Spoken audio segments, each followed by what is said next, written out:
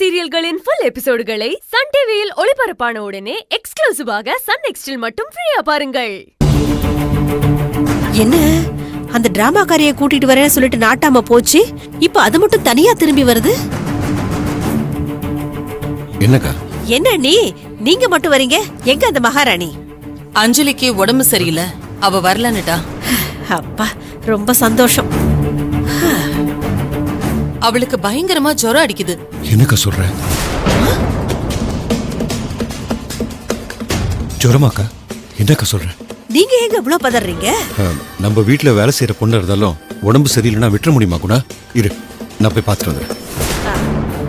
போங்க போங்க, போய் தூக்கி மடியில வச்சு புட்டி பால் கொடுத்து தூங்க வச்சுட்டு வாங்க. என்ன குணா இப்படி பேசிட்டு இருக்க? அட பின்ன என்ன, எதுக்கு தான் இவர் எப்ப பார்த்தாலும் அவளை தலையில தூக்கி வச்சுக்கிட்டு ஆடுறாரோ எனக்கு ஒண்ணுமே புரியல. நீ வா பத்மா. அஞ்சலி யாருன்னு தெரியாம இருக்கும் போதே குணா அவளை ஏதோ பரம எதிரி மாதிரி இப்படி பந்தாடுறாளே. அவ செல்வாவோட பொண்ணுன்னு மட்டும் தெரிஞ்சதுன்னா அஞ்சலிய உயிரோடவே விட மாட்டா. அந்த டிராமாக்காரி எப்ப இந்த வீட்டுக்குள்ள காலடி எடுத்து வச்சாலோ அப்பவே என் நிம்மதி போச்சு. என்ன ஆனாலும் சரி, கல்யாணம் முடிஞ்சு பொண்ணு மாப்பிள்ளையும் இந்த வீட்டுல காலடி எடுத்து வைக்கும் போது அவ இந்த வீட்டுல இருக்க கூடாது. அதே மாதிரி கல்யாணம் முடிஞ்ச கையோட அந்த நாட்டாமைய எப்படியாவது பார்சல் பண்ணி இந்த வீட்டை விட்டு அனுப்பிச்சு வச்சிருக்க.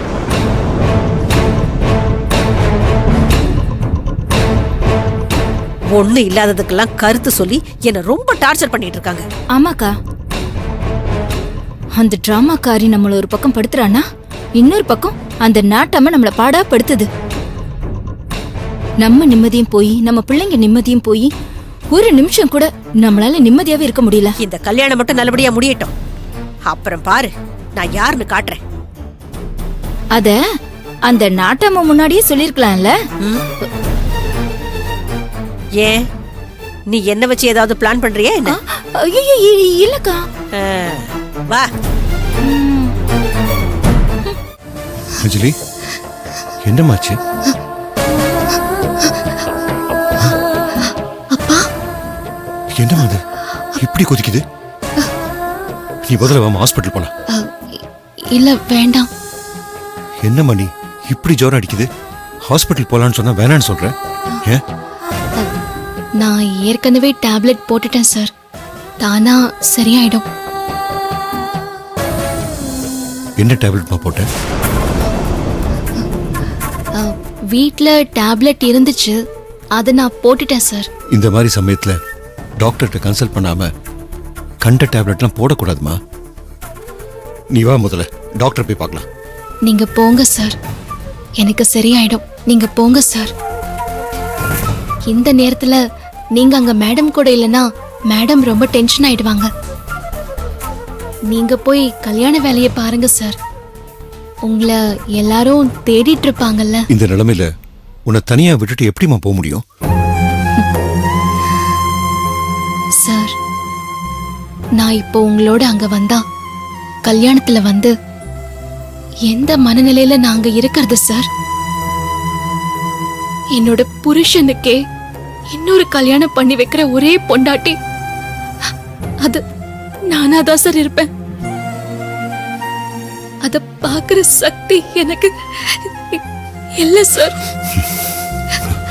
அதனால நாங்க வரக்கூடாதுன்னு நினைக்கிறேன். ப்ளீஸ் சார், புரிஞ்சுக்கங்க.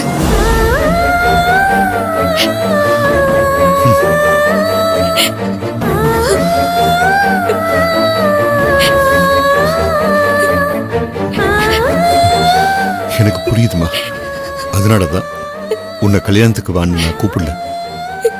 நீ அங்க வந்து கஷ்டப்படுறதை விட வராம இருக்கிறதாமா நல்லது. ஆனா நீ இப்படி ஜுரத்துல படுத்து கிடக்குறியே, நீ முதல்ல வா, நம்ம ஹாஸ்பிட்டல் போயிட்டு வரலாம். நான் தான் டேப்லெட் போட்டேன்னு சொன்னேன்ல சார், கண்டிப்பா சரியாயிடும். இல்லம்மா, நீங்க போங்க சார், எனக்கு ஒண்ணும் ஆகாது, நான் பாத்துக்கிறேன். ப்ளீஸ் போங்க சார், உங்களை அங்க தேட போறாங்க.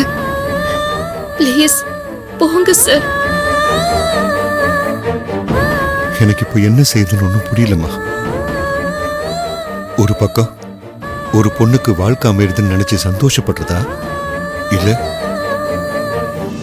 இன்னொரு பொண்ணோட வாழ்க்கையே பாழா போகுதுன்னு நினைச்சு வருத்தப்படுறதான்னு எனக்கு ஒண்ணுமே புரியல. இந்த மாதிரி ஒரு நிலைமை எந்த தகப்பனுக்கும் வரக்கூடாதுமா.